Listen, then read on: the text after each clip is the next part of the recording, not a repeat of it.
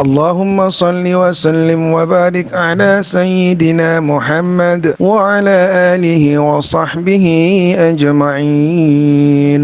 Oke Fatma, Bapak Ibu sahabat setia, kembali bersama kita di Masa Islamiyah. Dan seperti yang sudah kita sampaikan bahwa di sore hari ini kita akan kehadiran narasumber Bapak Dr. Muhammad Qasim MA. Beliau adalah Wakil Dekan Fakultas Tarbiyah UIN Imam Bonjol Padang. Langsung saja barangkali kita sapa. Assalamualaikum Pak Dekan. Waalaikumsalam warahmatullahi wabarakatuh. Ya, gimana kabarnya nih Pak Wadek? Alhamdulillah sehat. Ya, jadi kita udah lama sekali merequest Pak Wadek ini Fatma. Tapi karena kesibukan beliau hari ini alhamdulillah sudah bisa bergabung di 102,6 Padang FM. Baik Pak Wadek, kita akan berbincang ya dengan topik yang menarik ya, pendidikan dan problematikanya dalam remaja ya. Nah, seperempat jam awal silakan pengantarnya nih Pak Wadek. Kemudian nanti kita break, lalu akan ada dialog dengan pendengar. Silakan Pak Wadek. Oke, terima kasih Ninora. Assalamualaikum warahmatullahi wabarakatuh. Alhamdulillah, Allahumma salli ala Sayyidina Muhammad wa ala alihi wa ashabihi ajmain. Para pemirsa, para FM yang saya hormati, kemudian Ninora, juga host kita ya. Ini kajian menarik sebenarnya. Jadi ini tidak tuntaslah 15 menit dibahas kan. Iya. Sangat luar biasa bicara tentang problematika remaja kita akhir-akhir ini.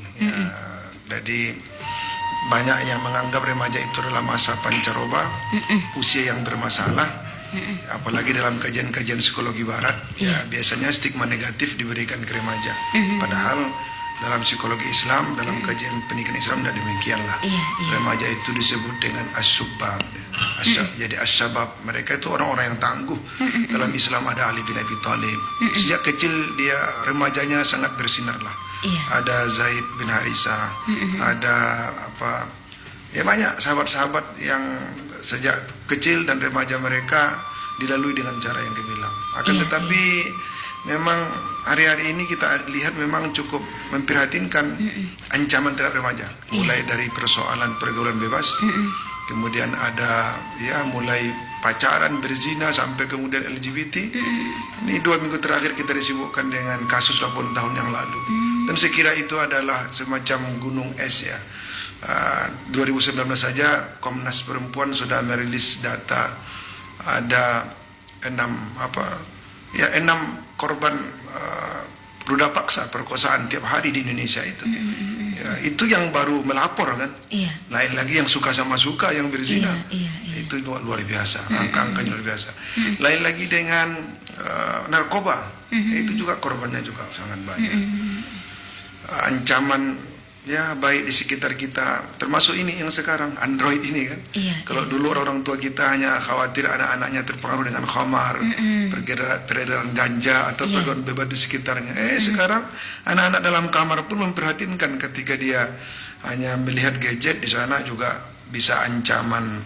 Tadi juga pornografi itu disebut dengan narkolema ya, narkotik lewat mata, yang bisa membuat orang kecanduan juga. Udah banyak riset-risetnya lah, bahwa otak depan anak-anak remaja itu bisa mengecil, mengerut gara-gara kecanduan pornografi. Dan pornografi itu kerusakan otaknya seperti orang yang kerusakan otak gara-gara narkoba. Maka disebut dengan narkolema itu, narkotik lewat mata. Lain lagi paham-paham, ada paham mulai dari paham radikalisme, liberalisme, bahkan ateis ya, mengaku tak bertuhan. Karena pengaruh-pengaruh ancaman dari ideologi luar ya, yang tak sesuai dengan budaya kita, apalagi agama. Itu ancaman-ancaman yang luar biasa kira, sehingga pantaslah Allah Subhanahu wa taala mengingatkan kan, wal yakhshal ladzina law taraku min khalfihim dzurriyyatan di'afa khafu 'alaihim falyattaqullah wal yaqulu qawlan sadida. Khawatirlah kamu orang tua jangan sampai meninggalkan anak-anak kamu yang lemah. Ya, walaupun ayat ini sebenarnya bicara tentang anak yatim ya, bagaimana harta mereka dijaga, tetapi orang-orang pendidikan lebih luas memahaminya. generasi lemah itu lemah akidahnya, lemah ibadahnya, lemah akhlaknya, fisiknya dan seterusnya. Maka di situ solusinya falyattaqullah, kamu bertakwalah, baru qaulan sadida, baru berkomunikasi secara efektif gitu kan.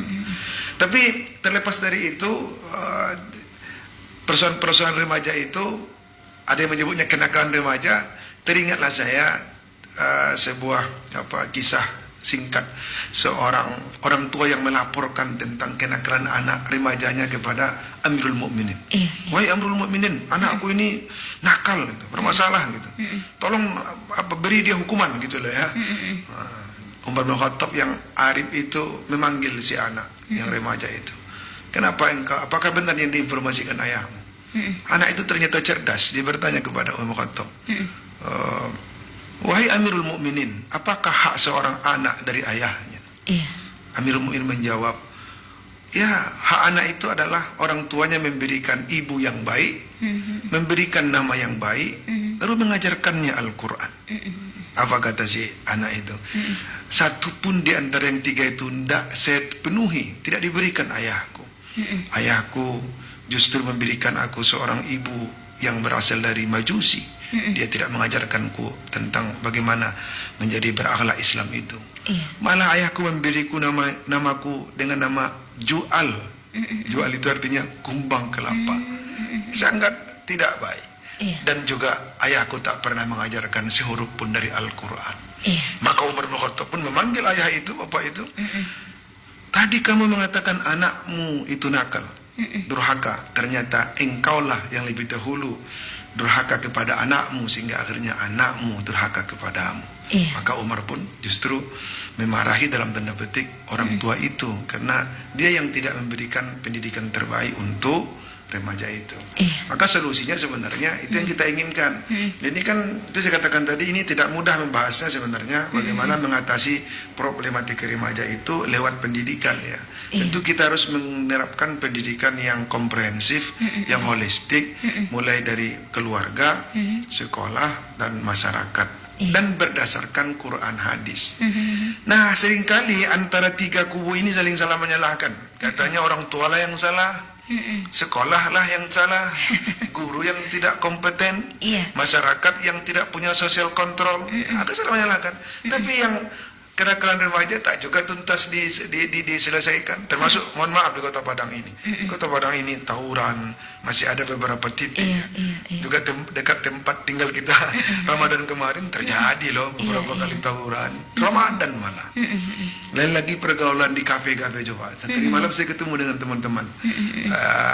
Antar provinsi lah, ada tamu di sini, abang-abang, kita ngopi-ngopi sampai malam sampai jam tengah 12. Masih ada itu remaja-remaja berpasang-pasangan, mereka berdekatan tanpa rasa malu, berpegangan, memegang muka pasangannya. Saya kira mereka seusia mahasiswa.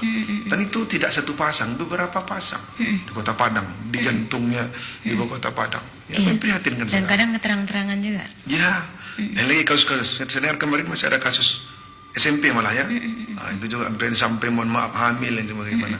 Gimana mengatasi ini? Ya, kembalilah kita kepada Quran. Jadi biasanya ditanya apa solusinya ini kan begitu. Kemarin juga saya bertemu dengan guru-guru SMA SMK di 5 provinsi. Kita ada pembinaan sekolah ramah HAM.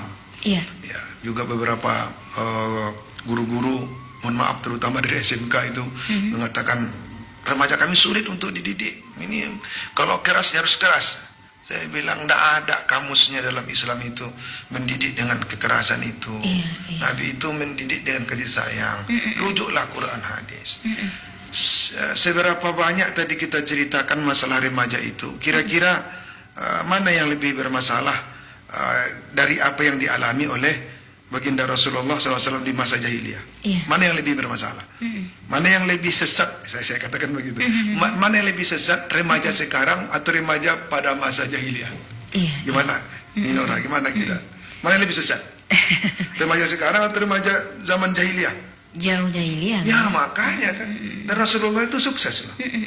Apa tipsnya? Rujuklah Quran surah Ali Imran ayat 164. Saya kira ayat ini sangat solutif sekali. Laqad manallahu 'alal mu'minin idz ba'atsa fihim rasulan min anfusihim yatlu 'alaihim ayatihi wa yuzakkihim wa yu'allimuhumul kitaba wal hikmah wa in kanu min qablu lafi dhalalin mubin. Jadi Allah menganugerahkan dengan mengutus seorang rasul di antara orang beriman itu dengan 3 tugas. Tilawah, membacakan ayat Quran, tazkiyah, menyucikan jiwa mereka, ta'limul kitab wal hikmah, mengajarkan Quran dan sunnah. Wa in kanu min qablu lafi dhalalin mubin. Sebelum itu masyarakat itu dalam kondisi dhalalin mubin. Sesatnya nyata. Kata saya, masa itu disebut Quran dhalalin mubin. Nyata sesatnya. Mana lebih sesat remaja sekarang dari zaman itu? Zaman itulah. Harusnya sekarang tidak separah dulu ya. Iya, dan itu Rasulullah sudah berhasil kok. Quran sudah menginformasikan. Fakta sejarah juga membuktikan. Tidak hanya orang Islam saja yang mengakui Rasulullah. Non-Muslim pun, para intelektual Barat juga mengakui kesucian Rasulullah. Kuncinya 3 tadi, tilawah, tazkiyah, taklim. Maka saya seru kepada orang tua, kepada sekolah, kepada masyarakat. Ayo hidupkan pendidikan dengan 3 basis ini. Saya tantang kemarin guru-guru di sekolah. Ayo, kalau memang bermasalah, murid-murid, bapak ibu di sekolah, ayo dekatkan dia dengan Quran. Jangan anggap Quran itu urusan pesantren sama madrasah. Ya, kalau memang di situ muridnya Muslim, gurunya Muslim, ya ingat tujuan Sisdiknas kan, beriman, bertakwa, akhlak mulia gitu kan. Ya udah, jangan diserahkan ke guru agama saja dong. Semuanya bertanggung jawab. Ya tanggung jawab dong, didik mereka dengan apa? Dengan Quran. Saya bilang anak-anak itu di tasnya itu dibuat Quran, tidak berani mereka tawuran itu, apalagi dibaca.